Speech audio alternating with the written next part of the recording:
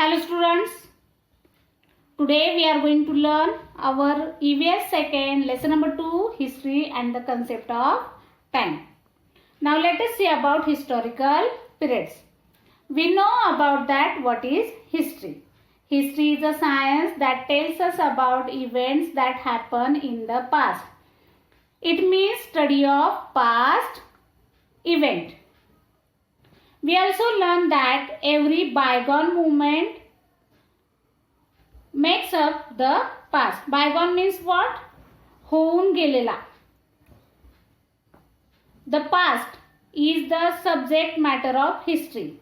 Means the period of history goes back to the time of birth of our solar system. Our solar system came into being about 4.5 billion years ago, and our earth is one of the planet in the solar system.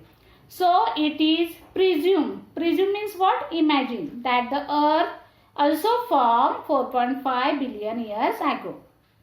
The span of 4.5 billion years since the earth's formation is a vast period of time, and for our easy understanding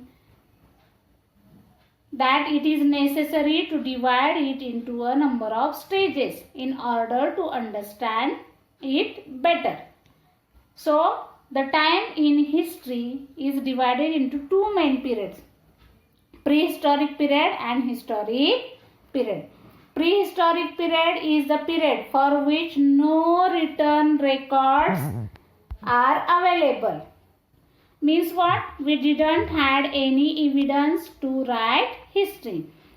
And historic period means what? It is the period for which written records are available. Means we had that some evidences to write down the history. Now see the timeline. This is the timeline which indicates the important events in the life of Chhatrapati Shivaji Maharaj in period between 1630 AD to 1680 AD. See first that 1630 the birth of Shivaji Maharaj took place. Then in 1645 they took the oath of Swaraj. Then in 1666 they escaped from Agra. In 1674 that their coronation happened, and in year 1680 they died. Now see the scientific methods of measuring time and establishing age. The methods of measuring time enable us to identify a particular day, month or year with respect to an earlier day, month or year. Let us see one example. If today is 13 July, then we can tell tomorrow will be which day? That 14 July. And yesterday was which one? That 12 July. So when we measure time, we actually measure its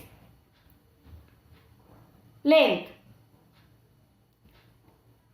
The information about the events before the beginning of Common or Christian era can be obtained with evidence buried under the ground. With the help of scientific method, we can determine the approximate time of that events during excavation.